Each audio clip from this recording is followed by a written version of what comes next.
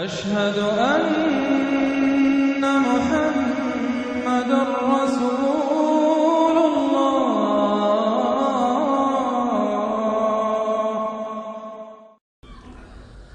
أما بعد فأعوذ بالله من الشيطان الرجيم. بسم الله الرحمن الرحيم. الحمد لله رب العالمين الرحمن الرحيم مالك يوم الدين إياك نعبد وإياك نستعين اهدنا الصراط المستقيم صراط الذين أنعمت عليهم غير المغضوب عليهم ولا الضالين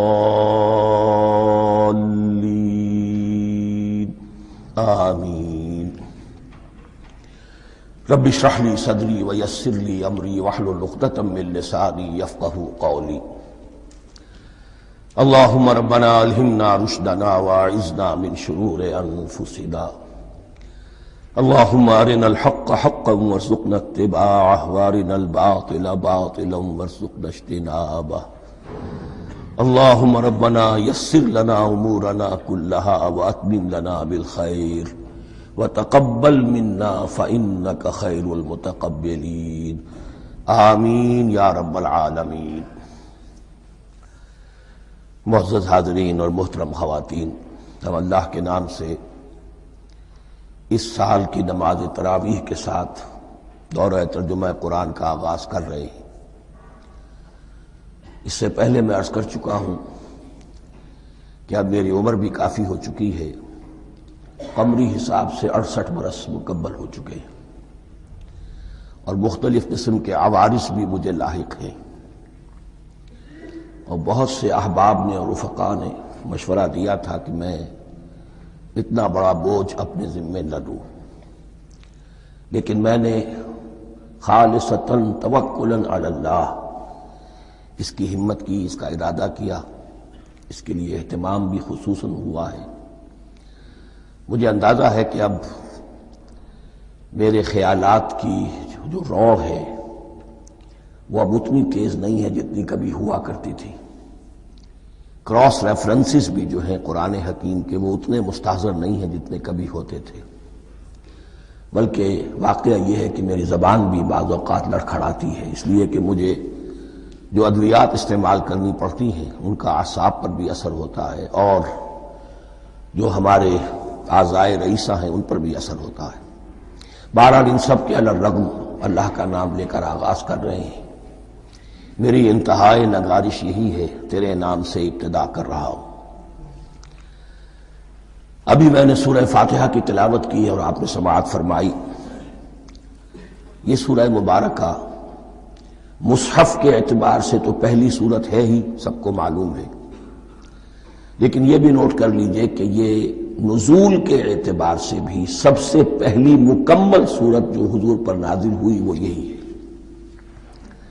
اس سے قبل متفرق آیات نازل ہوئیں، 5 آیتیں سورہ علق کے آغاز میں، کچھ آیتیں سورہ قلم یا سورہ نون کے آغاز میں، کچھ آیتیں سورہ مزمل کی ابتدا کی، کچھ آیتیں سورہ مدثر کے آغاز کی۔ 5ویں وحی تقریباً اس پر اجماع ہے کہ یہ سورۃ الفاتحہ کی ہے، اور یہ مکمل سورت ہے جو حضور پر نازل ہوئی۔ سورۃ الفاتحہ کے معنی ہوئے افتتاحی سورت، فتح یفتح کے معنی ہے کھولنا، مفتاح کنجی کو کہتے ہیں، چابی کو۔ تو یہ اوپننگ سورہ آف دی قرآن، قرآن حکیم کی افتتاحی سورت۔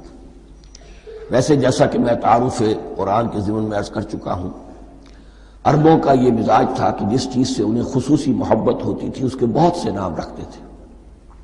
اس کے بھی بہت سے نام ہیں۔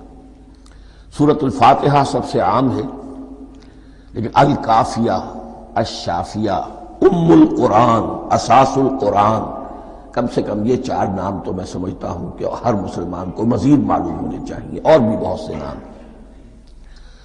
اس سورہ مبارکہ کی بالاتفاق و بالاجماع 7 آیتیں ہیں، اگرچہ ان کی ترتیب میں کچھ اختلاف ہے۔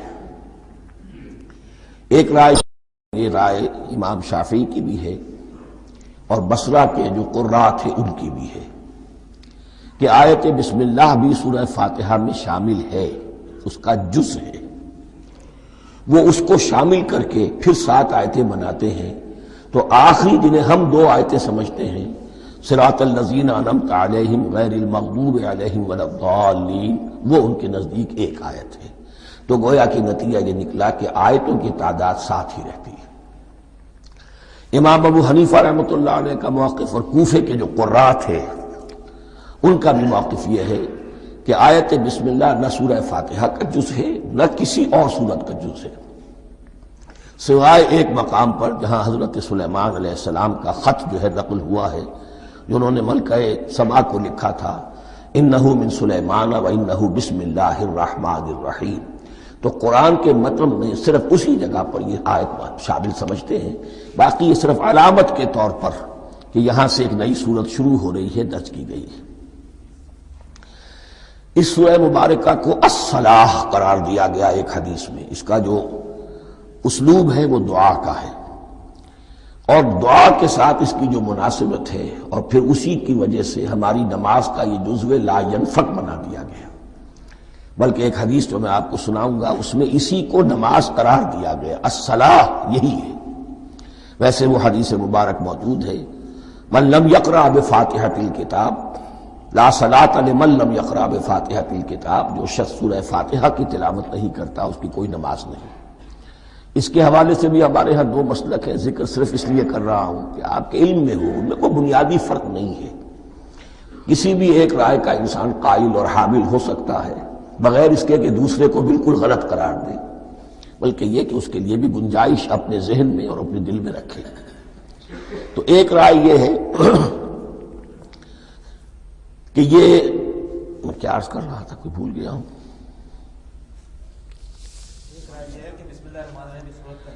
جی، اور دوسری آیت یہ ہے کہ اس کا حصہ نہیں ہے۔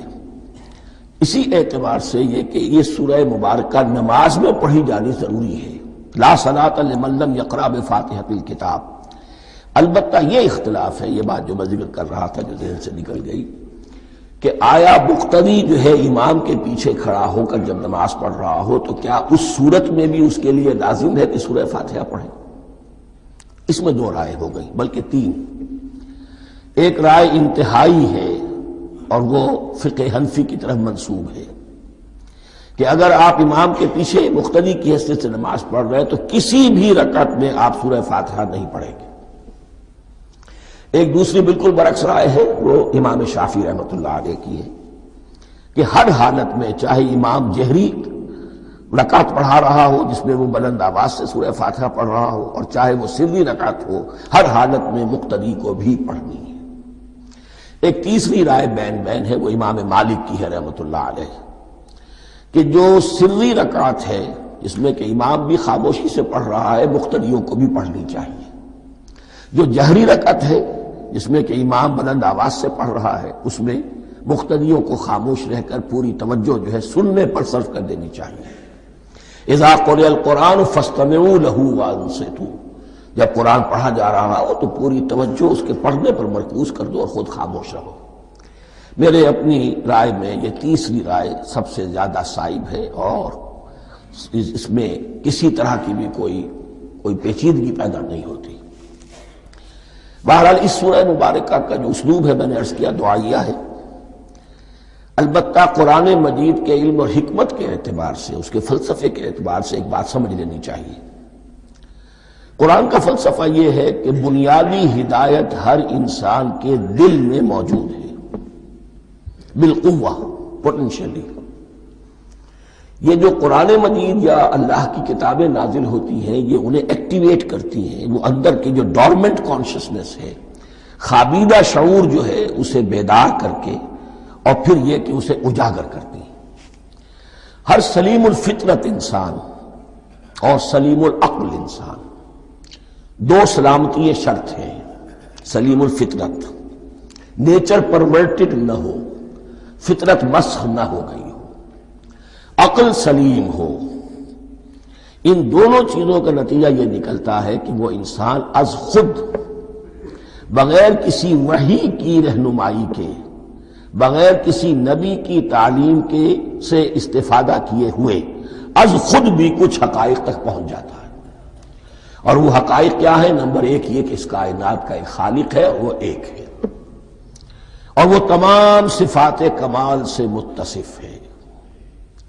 نمبر دو یہ کہ انسان کی زندگی صرف یہ زندگی نہیں ہے، بلکہ ایک اور زندگی ہے کہ جس میں اس زندگی کے اعمال کے نتائج برآمد ہوں گے۔ یہ دو باتیں، اس کی زیادہ وضاحت کے ساتھ جو ہے اس کا تذکرہ آئے گا سورہ لقمان میں، جہاں حضرت لقمان کی شخصیت کا تذکرہ ہے۔ لیکن یہاں صرف یہ بات سمجھ لیجئے کہ قرآن کا فلسفہ یہ ہے کہ ہر انسان میں، ہر فرد نوع بشر میں جو اپنی ولادت کے وقت مسلم ہوتا ہے، حضور کی حدیث ہے کل مولود یولد علی الفطرہ ابواہ یحودانہ او ینصرانہ او یمجسانہ، ہر بچہ نوع انسانی کا فطرت اسلام پر پیدا ہوتا ہے، وہ فطرت کے اندر وہ ہدایت ودیت ہے۔ اب اگر وہ فطرت بس نہیں ہوئی اور عقل جو ہے وہ صحیح رخ پر کام کر رہی ہے تو ان دو حقائق تک وہ انسان خود پہنچ جائے گا۔ لیکن ان دونوں حقائق تک پہنچنے کے بعد اب وہ دست بستہ دعا کرے گا کہ اے رب اب مزید ہدایت تو مجھے عطا فرما۔ ایک تو یہ کہ میں کیا کروں کیا نہ کروں، میری عقل اس میں ٹھوکر کھا سکتی ہے، میں کسی اچھی چیز کو بری سمجھ سکتا ہوں، کسی بری کو اچھی سمجھ سکتا ہوں، تو مجھے صحیح راستہ، صحیح راہ ہدایت پر چلا۔ یہ دعا ہے جو انسان کرتا ہے جبکہ وہ ایمان باللہ اور ایمان بالآخرہ تک خود پہنچ چکا ہوتا ہے، اور یہ سمجھتا ہے کہ صحیح زندگی کا رخ یہی ہے کہ جس رب کو میں نے پہچانا ہے کہ وہ اس کائنات کا خالق ہے اور مالک ہے اور رب ہے، میں اس کی بندگی کروں، اس کی اطاعت کروں، اس کا حکم مانوں، اس کے راستے پر چلوں۔ لیکن وہ راستہ کون سا ہے؟ اس کے لیے پھر دست بدعا ہوتا ہے کہ پروردگار تو میری رہنمائی فرما۔ یہ مقام ہے کہ جہاں آپ سمجھ لیجئے اپنے آپ کو بھی آج اس جگہ پر تصور کرتے ہوئے پھر اس سورہ مبارکہ کو پڑھیے کہ آپ اس مقام پر اللہ کے فضل و کرم سے پہنچ چکے ہیں کہ اللہ کو آپ نے پہچان لیا اور اس کی توحید کو جان لیا، اس کی جملہ صفات کمال سے آپ واقف ہو گئے۔ آپ یہ بھی جان گئے کہ بڑھ کر اس کے حضور میں حاضر ہونا ہے اور وہ حساب کتاب لے گا۔ پھر آپ نے یہ عہد بھی کر لیا کہ اب زندگی گزارنی ہے اس رب کی بندگی میں، اسی کی فرما برداری میں۔ اب یہاں کھڑے ہو کر آپ پوچھتے ہیں کہ اللہ مجھے وہ تفصیلی ہدایت عطا فرما، ایسا نہ ہو کہ کبھی میں کسی راستے پر چلتا ہوا کسی پگڈنڈی پر مڑ جاؤں اور وہ تھوڑی سی جو ڈیویشن ہو میرے راستے کی وہ میری عاقبت کو برباد کر دے۔ یک لحظہ غافل گشتم و صد سال راہم دور شد، اس لیے کہ ہوتا یہی ہے سیدھے راستے سے ذرا سی کوئی پگڈنڈی جو ہے تھوڑے سے اینگل پر نکلی ہے، لیکن جب چلتے جائیں گے آپ تو جتنے آگے بڑھیں گے اس پر، اس راہ صراط مستقیم سے آپ اتنے ہی زیادہ دور ہوتے چلے جائیں گے۔ یہ ہے قرآن مجید کی حکمت اور فلسفے کے اعتبار سے اس سورہ مبارکہ کا مقام۔ اب آئیے ہم بسم اللہ کرتے ہیں۔ بسم اللہ الرحمن الرحیم، شروع کرتا ہوں میں اللہ کے نام سے جو رحمان اور رحیم ہے۔ اس پر کچھ گفتگو ہو چکی ہے تعارف قرآن کے ضمن میں کہ رحمان اور رحیم دو نام ہیں کہ جو رحمت کے مادے سے نکلتے ہیں۔ رحمان میں اللہ تعالیٰ کی رحمت کا جوش، ہیجانی کیفیت، طوفانی کیفیت، اور رحیم میں اللہ تعالیٰ کی رحمت کا دوام اور تسلسل۔ یہ دونوں کیفیات اللہ کی رحمت میں بیک وقت موجود ہیں، جس کا ہم تصور نہیں کر سکتے۔ ہم سمندر کو دیکھتے ہیں، متلاطم سمندر ہے، اس میں ہیجان ہے، طوفان ہے۔ دریا کو دیکھتے ہیں کہ وہ سکون کے ساتھ چل رہا ہے، خاموشی سے چل رہا ہے، بہہ رہا ہے، بس تسلسل کے ساتھ بہہ رہا ہے۔ ہم ان دونوں کیفیات کو علیحدہ علیحدہ دیکھتے ہیں تو ہمارا ذہن ان دونوں کو بیک وقت اس کا تصور نہیں کر سکتا، تخیل ممکن نہیں۔ لیکن اللہ کی رحمت کی یہ دونوں شانیں مستقلاً ہر وقت موجود ہیں بیک وقت، اسی لیے ان دونوں کے درمیان کہیں حرف عطف نہیں آئے گا۔ بسم اللہ الرحمن الرحیم، الحمد للہ رب العالمین، کل حمد، اور حمد کو ذہن میں رکھ لیجئے، حمد مساوی ہے تعریف جمع شکر۔ عام طور پر ترجموں میں ایک لفظ لایا جاتا ہے، کل تعریف اللہ کے لیے، یہ کافی نہیں ہے۔ تعریف آپ کسی شے کی کر سکتے ہیں جس میں کوئی حسن ہے، خوبی ہے، کسی بھی اعتبار سے، خواہ آپ کو اس کے حسن و خوبی سے کوئی فائدہ حاصل نہیں ہو رہا۔ ایک پھول ہے، بہت خوبصورت ہے، بس ٹھیک ہے، خوبصورت ہے، آپ نے کہا، تعریف کر دی۔ شکر کرتے ہیں آپ اس شے کا جس سے آپ کو کوئی فائدہ پہنچا ہو، استفادہ ہوا ہو، آپ کی کوئی ضرورت پوری ہوئی ہو، آپ کی کوئی مشکل رفع ہوئی ہو۔ اور آپ دیکھیں گے کہ حمد میں یہ شکر کا پہلو غالب ہے۔ جتنی بھی دعائیں ہیں حضور سے منقول، شکر کے مقام پر وہاں حمد آتا ہے۔ بھوک لگی ہوئی تھی، کھانا کھایا، الحمدللہ الذی اطعمنی وسقانی۔ اب یہاں دیکھیے ترجمہ، تعریف نہیں، شکر ہے اس اللہ کا جس نے مجھے کھلایا اور پلایا۔ آپ بیت الخلاء سے باہر آئے، نجاستیں آپ سے دور ہو گئی، طبیعت میں انشراح ہوا، الحمدللہ الذی اذھب عنی الاذی وعافانی۔ اور شکر ہے اس اللہ کا جس نے اذیت بخش چیزیں مجھ سے دور کر دیں اور مجھے عافیت بخشی۔ تو یہ الحمدللہ رب العالمین، اللہ تعالیٰ کا حسن و کمال اور حسن و جمال اپنی جگہ بھی اس انتہا کا ہے کہ جتنی تعریف اس کا حق ہے ہم کر ہی نہیں سکتے، لیکن اس کے احسانات اور انعامات ہم پر اتنے ہیں کہ ہم ان کو بھی گن نہیں سکتے۔ لہذا ایک ہی احصاء ہم نے کر دیا الف لام کے ساتھ، الحمدللہ رب العالمین۔ تمام تعریفیں اور کل شکر اللہ کے لیے ہیں کہ جو تمام جہانوں کا پروردگار ہے، رب ہے، مالک ہے۔ رب میں ایک مفہوم ہوتا ہے ربوبیت کا، اور اس میں مفہوم شامل ہوتا ہے تربیت کا، ربیانی صغیرہ۔ تو مالک ہونا اور تربیت دینا، آپ جس شے کے مالک ہوں گے آپ چاہیں گے اس میں بڑھوتری ہو، اس میں اضافہ ہو، وہ نشو و نما پائے۔ تو یہ دونوں چیزیں آپس میں ایک دوسرے کا جڑی ہوئی ہیں، پروردگار بھی اور مالک بھی۔ عام طور پر عربی میں رب کا لفظ مالک کے لیے آتا ہے، رب البیت، رب الدار، رب المال۔ تو مالک وہاں پر ظاہر بات ہے کہ اس سے مراد کیا ہے، مال والا، گھر والا، گھر کا مالک۔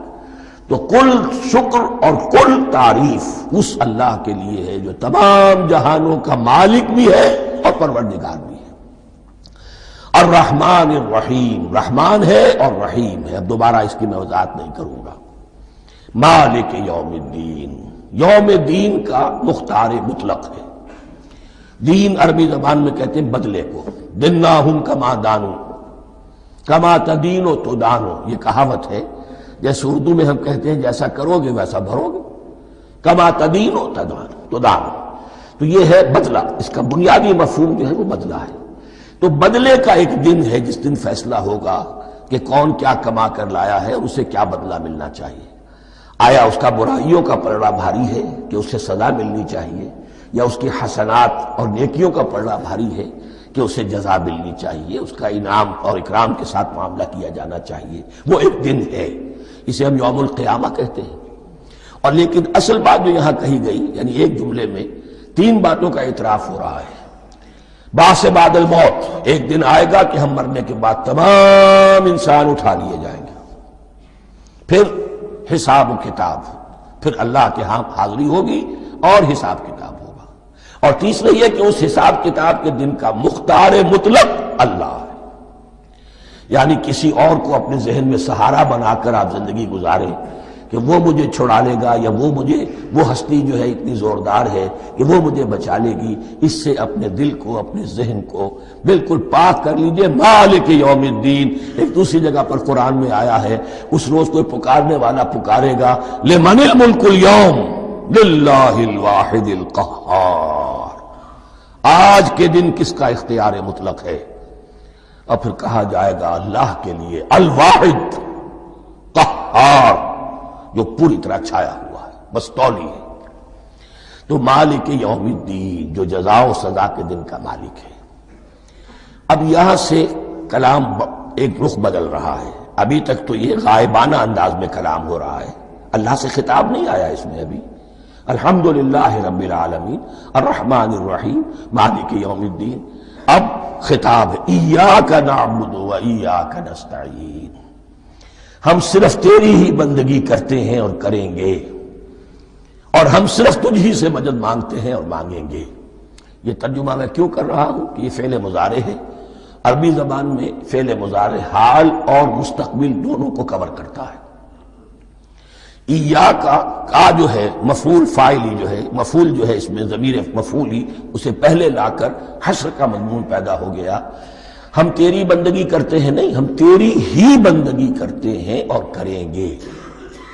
حال میں ترجمہ کیجئے تو یہ اظہار حال ہے، اور مستقبل میں ترجمہ کیجئے تو یہ ایک عہد ہے، قول و قرار ہے، بہت بڑا معاہدہ ہے۔ وَإِيَّاكَ نَسْتَعِينُ، اور صرف تجھ ہی سے مدد مانگتے ہیں اور مانگیں گے۔ اس میں بھی حال کا ترجمہ اظہار حال، اللہ کرے کہ واقعی ہمارا حال وہی ہو، جب ہم یہ الفاظ کہتے ہیں تو واقعتاً ہم اس پر پورے اتر رہے ہوں کہ اسی کی بندگی کر رہے ہوں اور اسی سے ساری استعانت اور استمداد کر رہے ہیں۔ جہاں تک مستقبل کا تعلق ہے وہ پھر ایک عہد ہے۔ اہدنا الصراط المستقیم، یہ مقام وہ آ گیا کہ یہاں تک تو اے پروردگار ہم پہنچ گئے تیرے فضل سے، تیرے کرم سے۔ فطرت سلیمہ بھی تیری عطا کردہ تھی، عقل سلیم بھی تیری ودیعت کردہ تھی، ان دونوں کی روشنی سے ہم یہاں تک تو پہنچ گئے۔ اب ہماری جو ضرورت ہے، احتیاج ہے، وہ کیا ہے؟ اہدنا الصراط المستقیم، ہدایت بخش ہمیں سیدھے راستے کی۔ یہاں دو باتیں سمجھ لیجئے۔ انفرادی سطح پر انسان کے لیے نہ معلوم کتنے مرحلے آتے ہیں ہر روز کہ جس میں وہ ایک ٹھٹک کر کھڑا ہو جاتا ہے، یہ کروں یا یہ کروں، دو آلٹرنیٹو سامنے آ رہے ہیں، فیصلہ کرنا مشکل ہو رہا ہے۔ قدم قدم پر ہدایت کی ضرورت ہے، اور اجتماعی طور پر نوع انسانی تین بڑے بڑے تمدنی مسائل میں واقعہ یہ ہے کہ تسلیم کر لیا جانا چاہیے کہ عقل انسانی اس کو راستہ نہیں دکھا سکتی۔ عام معاشرتی سطح پر مرد اور عورت کے درمیان حقوق اور اختیارات کا کیا توازن ہو، ناممکن ہے، انسان طے نہیں کر سکتا۔ انسان یا مرد ہے یا عورت ہے۔ عورت سوچے گی اپنے جذبات کا، اپنے خیالات کا لحاظ رکھے گی، مرد کے جذبات و احساسات کا اس کا کوئی تصور ہی ممکن نہیں۔ مرد سوچے گا اسے اپنے احساسات معلوم ہے، لیکن یہ کہ عورت کے احساسات سے وہ نابلد ہے، ان کو محسوس کر ہی نہیں سکتا۔ لا محالہ وہ اپنے بارے میں وہ جو بھی نظام بنائے گا اس میں وہ اپنی بالادستی رکھے گا۔ وہ تو ایک ہی ہستی ہو سکتی ہے کہ جو دونوں کی خالق ہے، مرد کی بھی عورت کی بھی، اور اس کو دونوں سے محبت ہے، دونوں کا خیر خواہ ہے، دونوں کا رب ہے، دونوں کو پروان چڑھانا چاہتا ہے۔ اسی طرح فرد اور معاشرہ یا ریاست، حکومت اور ریاست ہمیشہ یہ چاہتی ہے کہ سارے اختیارات ہمارے ہاتھ میں آ جائیں، ٹوٹلیٹیرین سوسائٹی ہو، بس ہم حکم دیں اور لوگ اس پر چلیں۔ افراد یہ چاہتے نہیں، ہمیں آزادی ہونی چاہیے۔ اب آپ دیکھیے کہ دنیا میں کتنے جھگڑے چلتے ہیں اسی پر، فریڈم فریڈم فریڈم۔ وہ فریڈم واقعتاً اپنی جگہ پر ایک شے ہے، افراد کی آزادی ہونی چاہیے، لیکن افراد کی آزادی اتنی نہ ہو جائے کہ وہ مادر پدر آزاد ہو جائے، کوئی قانون، کوئی قاعدہ، کوئی اخلاقی کوئی حدود اور قیود جو ہے ان کا پابند نہ رہے۔ تو اب کہاں ہے وہ نقطہ اعتدال کہ جس میں انسان کی انفرادی آزادی، انفرادی اختیار اور ادھر اجتماعی مصلحتیں جو ہیں ان کو بیلنس کیا جا سکے؟ انسان طے نہیں کر سکتا، صرف اللہ ہی اس کے لیے نظام دے سکتا ہے۔ تیسرا مسئلہ ہے سرمایہ اور محنت، اس میں کیا توازن ہو؟ سرمایہ اور محنت دونوں مل کر کچھ بنا رہے ہیں، کچھ پروڈیوس کر رہے ہیں۔ اب اس میں نفع جو ہوا ہے اس میں سرمایہ کا کتنا حصہ ہونا چاہیے اور لیبر کا کتنا ہونا چاہیے، کون طے کر سکتا ہے؟ اس کے لیے بھی کہ ایسا نہ ہو کہ سرمایہ داری جو ہے آکاش بیل بن کر پورے معاشرے پر چھا جائے، اور غریب بیچارہ، مزدور بیچارہ، کاشتکار بیچارہ وہ گویا کہ چکی کے دو پارٹوں میں پس کر رہ جائے، اس کی کوئی حیثیت نہ رہ جائے۔ لیکن یہ کہ دوسری طرف اگر یہ کہ مزدور کا جو حق ہے اس سے زیادہ اس کو دے دیا جائے تو سرمایہ جو ہے وہ سکڑ جائے گا، شائی ہو جائے گا، وہ پھر میدان میں نہیں آئے گا۔ کیا کیا جائے؟ کون سا نقطہ عدل و اعتدال ہے؟ یہ تین مسائل ایسے ہیں، اہدنا الصراط المستقیم۔ تو یوں سمجھیے کہ ایک جو بنیادی ہدایت تھی، ایک اللہ کو پہچان لینا، یہ جان لینا کہ کل حسن و جمال اور تمام انعام و اکرام کا منبع اس کی ذات ہے، وہ رحمان ہے اور رحیم ہے، اور یہ جان لینا کہ مرنے کے بعد جی اٹھنا ہے، حساب کتاب ہے، فیصلہ ہوگا جزا و سزا کا، اور مختار مطلق اس دن کا اللہ ہے۔ پھر یہ عہد کر لینا ایاک نعبد و ایاک نستعین۔ اس کے بعد دعا، پروردگار ہمیں ہدایت پر قائم رکھ، ہماری ہدایت میں اضافہ فرما۔ اس ہدایت کے لفظ کو سمجھ لیجئے، بنیادی ہدایت، تفصیلی ہدایت، قدم قدم پر ہدایت، ہدایت پر ہدایت. والذین اہتدوا زادہم ھدی، جو لوگ ہدایت کے راستے پر آتے ہیں اللہ ان کی ہدایت میں اضافہ کرتا ہے. تو یہ قدم قدم پر ہمیں ہدایت کی ضرورت ہے اور مرحلہ وار ضرورت ہے. ہدایت اس کو بھی کہتے ہیں کہ کسی نے آپ سے کوئی پتہ پوچھا، آپ نے کہا ادھر جانا، پھر دوسری گلی میں مڑنا، پھر جانا 2-3 لائٹیں چلے جانا، پھر مڑنا وغیرہ وغیرہ، یہ بھی ہدایت ہے. نظری طور پر آپ نے بتایا ہے.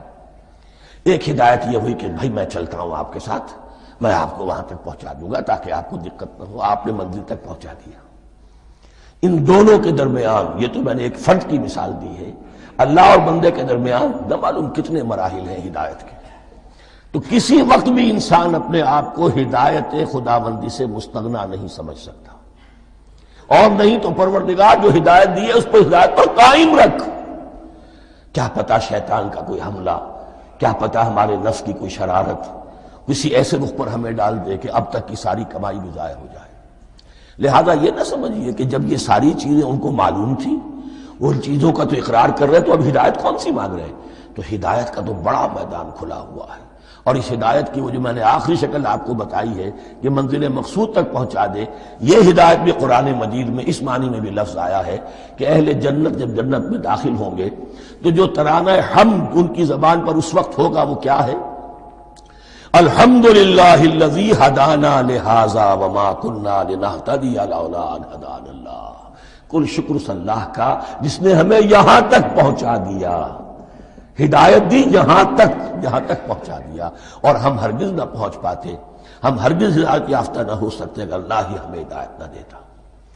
اہدنا الصراط المستقیم، سیدھا راستہ.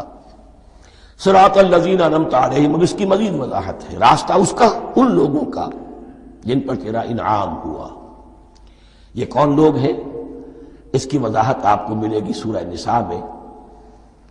من یطع اللہ والرسول فاولئک مع الذین انعم اللہ علیہم من النبیین والصدیقین والشہداء والصالحین.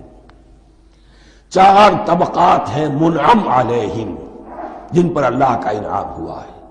چوٹی پر انبیاء کرام،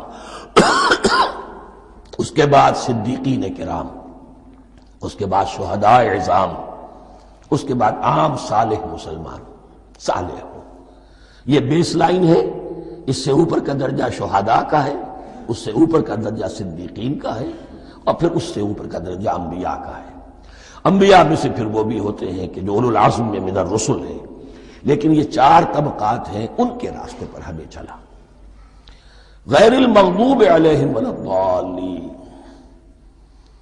جو مغضوب علیہم نہیں ہوئے، جن پر تیرا غضب نہیں ہوا. اور غضب ہوتا ہے ان پر کہ جو ہدایت کے واضح ہونے کے بعد ہدایت کو ترک کر دیں، وہ ہے مغضوب علیہم. جنہیں ہدایت مل گئی ہو، ہدایت کو پہچان لیا ہو، پھر اپنی شرارت نفس کی وجہ سے، اپنی نفسانیت کی وجہ سے، اپنے تکبر کی وجہ سے، اپنے حسد کی وجہ سے وہ اس حق کو رد کر دیں، اس کو ترک کر دیں. ان پر اللہ کا غضب آتا ہے. اور اس میں اس کی بہت بڑی مثال تاریخ کے اعتبار سے یہودی ہے. اللہ نے انہیں ہدایت دی، کتابیں عطا کی، تورات، انجیل، زبور، سینکڑوں نبی ان میں مبعوث کیے. 1400 برس تک نبوت کا تار ٹوٹا ہی نہیں، مسلسل. ابتدا میں بھی 2 نبی، موسیٰ اور ہارون، اور اختتام پر بھی 2 نبی، عیسیٰ اور یحییٰ علیہ السلام.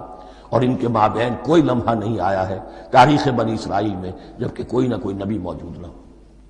لیکن انہوں نے اپنی شرارت نفس کی وجہ سے ہدایت تورات سے بھی منہ موڑا، اور پھر سب سے بڑی بات یہ کہ ہدایت محمدی سے، ہدایت قرآنی سے بھی صلی اللہ علیہ وسلم منہ موڑا.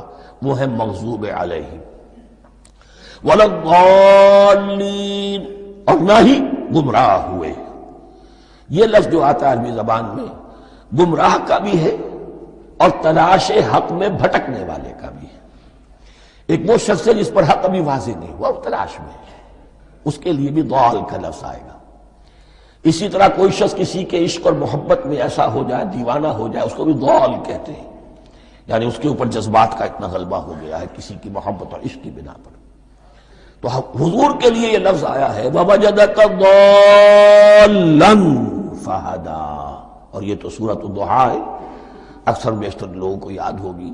تو یہ جو ضال کا لفظ ہے اس میں سمجھ لیجئے ضروری نہیں ہے کہ وہ گمراہ ہو، بلکہ وہ بھی کہ جو ابھی راہ ہدایت کی طلب میں اس کے حصول کے لیے اس کی تلاش میں کوشاں ہے، اور وہ بھی کہ جو کسی مغالطے کی وجہ سے حق سے منحرف ہو جائے۔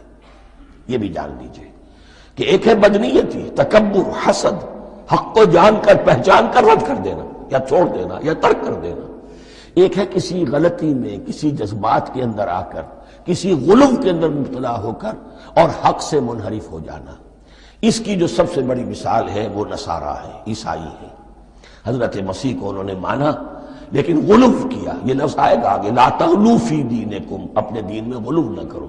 جیسے ہمارے ہاں بھی بعض لوگ ہیں جو حضور صلی اللہ علیہ وسلم کی تعریف میں، حضور صلی اللہ علیہ وسلم کے ساتھ اپنی محبت کے اظہار میں غلو کر جاتے ہیں۔ یہ انتہا درجے کو ہو گیا تھا حضرت مسیح علیہ السلام کے ماننے والوں میں، اور اس کی بنا پر انہوں نے تثلیث کا عقیدہ ایجاد کر لیا اور حضرت مسیح علیہ السلام کو اللہ کا بیٹا بنا دیا۔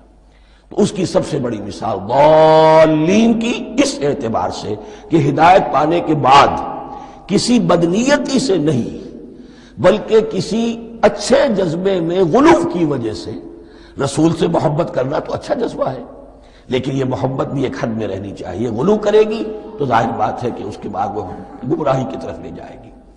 یہ ہے اس سورہ مبارکہ کا ترجمہ، اور اس کے بعد آخر میں آمین کہنا یہ مسنون بھی ہے، کہنا چاہیے۔ البتہ اختلاف یہاں بھی صرف اتنا ہے کہ نماز میں جب آپ امام کے ساتھ ہیں، وہ اگر جہری قرات کر رہا ہے تو آیا اس کے بعد آپ کو بھی بالجہر کہنا ہے آمین یا نہیں کہنا، یہ اختلاف ہے، ان میں کوئی فرق واقع نہیں ہوتا۔ یہ چیز متفق علیہ کہ کہنا ہے آمین، بلکہ یہ آمین تو یہودیوں میں ہے، یہ آمین جو ہے یہ عیسائیوں میں بھی ہے۔ ان کی بھی جو پریئر، لارڈس پریئر ہے، اس کے بعد آمین، وہ آمین کہتے ہیں، وہ فرق، وہ لفظ ایک ہی ہے۔ اس لیے کہ عبرانی زبان اور عربی زبان، یا تو ہم یہ کہہ سکتے ہیں کہ دونوں بہنیں ہیں، کوئی ایک مشترک زبان تھی ان کی ماں جس کی یہ دو بیٹیاں ہیں، اور یا یہ کہنا پڑے گا کہ عربی زبان کی ماں جو ہے وہ عبرانی زبان ہے۔ بہرحال بڑا قریبی رشتہ عربی کا اور عبرانی کا ہے، اس اعتبار سے وہ آمین۔ اب آپ کو معلوم ہے ہم السلام علیکم وہ کہتے ہیں، وہ سلام کہتے ہیں، فرق کیا ہے؟ وہ تو تلفظ کا فرق ہے۔ اسی طریقے سے اور بہت سے الفاظ ہیں، میں بعد میں بتا۔ اب میں اس سورہ مبارکہ کے بارے میں خاص حدیث آپ کو سنانا چاہتا ہوں، اور اسی سے در حقیقت جو امام ابو حنیفہ کا موقف ہے رحمۃ اللہ علیہ، اس کی حقانیت مزید مبرہن ہو جائے گی۔ یعنی کیا کہ آیت بسم اللہ سورہ فاتحہ کا جز نہیں ہے، سورہ فاتحہ الحمدللہ رب العالمین سے شروع ہوتی ہے۔ وہ میں آپ کو بتانا بھول گیا کہ جن کے نزدیک یہ سورت کا جز ہے وہ پھر جہری قرات میں بسم اللہ الرحمن بھی بلند آواز سے کہیں گے، اور جن کے نزدیک یہ سورہ فاتحہ کا جز نہیں ہے وہ نہیں کہیں گے، وہ الحمدللہ رب العالمین سے قرات کریں گے۔ تو کوئی فرق نہیں ہے بنیادی۔ یہ حدیث جو ہے یہ مسلم شریف میں ہے اور حدیث قدسی ہے۔ اس کے راوی حضرت ابو ہریرہ ہے رضی اللہ تعالی عنہ، اور اس حدیث نے اس سورت کے مضامین کا نہایت عمدہ تجزیہ کر دیا ہے۔ حدیث کے الفاظ سن لیجئے، قسمت الصلاۃ بینی و بین عبدی نصفین۔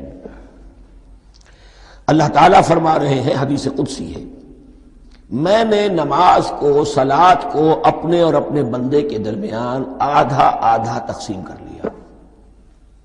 فنصفها لی ونصفها لعبدی، اس کا نصف جو ہے وہ میرے لیے ہے اور نصف جو ہے وہ میرے بندے کے لیے ہے۔ وَلِعَبْدِي مَا سَأَلَ، اور جو میرے بندے نے مانگا میں اسے دوں گا، میرا وعدہ ہے یا میں نے اسے دیا۔ اس کے بعد اس کی تفصیل آتی ہے، اذا قال العبد، جب بندہ کہتا ہے الحمدللہ رب العالمین، قال اللہ حمدنی عبدی، جب بندہ کہتا ہے الحمدللہ رب العالمین، اللہ فرماتا ہے میرے بندے نے میری حمد کی۔ وَإِذَا قَالَ الرَّحْمَٰنِ الرَّحِيمِ قَالَ اللَّهُ اثْنَىٰ عَلَيَّ عَبْدِي، جب بندہ کہتا ہے الرحمن الرحیم، اللہ فرماتا ہے میرے بندے نے میری ثنا کی۔ وَإِذَا قَالَ مَالِكِ يَوْمِ الدِّينِ قَالَ اللَّهُ تَعَالَىٰ مَجَّدَنِي عَبْدِي، میرے بندے نے میری تمجید بیان کی، میری بزرگی بیان کی۔ اب یہ 3 آیتیں ہو گئیں، تینوں میں اللہ کی حمد ہے، ثنا ہے، تمجید ہے. یہ 3 آیتیں خالص اللہ کے لیے ہو گئیں. اب چوتھی آیت آئی، ایاک نعبد و ایاک نستعین. اس کے بارے میں جب بندہ کہتا ہے اذا قال العبد ایاک نعبد و ایاک نستعین، قال اللہ تعالی ھذا ما بینی و بین عبدی ولعبدی ما سأل. یہ میرے اور میرے بندے کے درمیان ہے. یہ تو یوں سمجھیے کہ یہ گرہ لگ گئی ہے میرے اور میرے بندے کے مابین. اس نے مجھ سے قول و قرار کیا ہے، اس نے میری بندگی کا اعتراف کیا ہے، اس نے تسلیم کیا ہے کہ میری ہی بندگی کرتا ہے اور کرے گا، اور مجھ سے مدد چاہیے ہے. ھذا ما بینی و بین عبدی، یہ معاہدہ ہے. معاہدہ 2 فریقوں کے مابین ہوتا، یہ میرے اور میرے بندے کے مابین ہے. وَلِ عَبْدِي مَا سَأَلَ، اور میں نے اپنے بندے کو دیا جو اس نے مانگا. وہ میری مدد چاہتا ہے، میری مدد اس کے شامل حال رہے گی. فَإِذَا قَالَ، اور جب بندہ کہتا ہے اهْدِنَا الصِّرَاطَ الْمُسْتَقِيمَ صِرَاطَ الَّذِينَ أَنْعَمْتَ عَلَيْهِمْ غَيْرِ الْمَغْضُوبِ عَلَيْهِمْ وَلَا الضَّالِّينَ، قال اللہ تعالی ھذا لعبدی ولعبدی ما سأل. یہ 3 آیتیں یہ میرے بندے کے لیے. اهدنا الصراط المستقیم، اسی صراط مستقیم کی وضاحت ہے مثبت. صراط الذین انعمت علیہم، اسی صراط المستقیم کی وضاحت ہے منفی انداز میں غیر المغضوب علیہم ولا الضالین. یہ سب میرے بندے کے لیے ہے اور میں نے اپنے بندے کو دیا جو اس نے مانگا. اس کو میں نے ایک مرتبہ یہ ترازو کی شکل میں اس کو لکھوایا تھا. دیکھیے یہ ایاک نعبد و ایاک نستعین، یہ ہے وہ ترازی کی وہ ڈنڈی.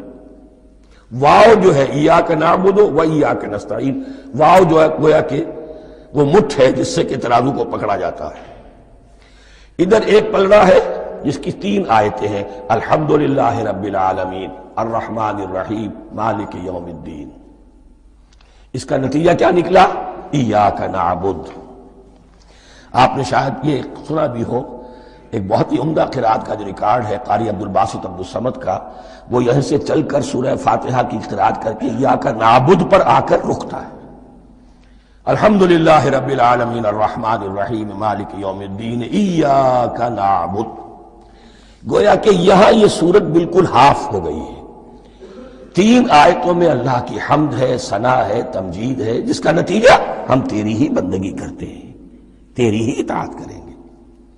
لیکن اب اس کے بعد سوال ایاک نستعین، اسی کی جو استعانت کیا درکار ہے ہمیں؟ ہدایت. ہدایت سب سے بڑی استعانت ہے، ہدایت ہی تو سب سے بڑی مدد ہے. اهدنا الصراط المستقیم صراط الذین انعمت علیہم غیر المغضوب علیہم ولا الضالین.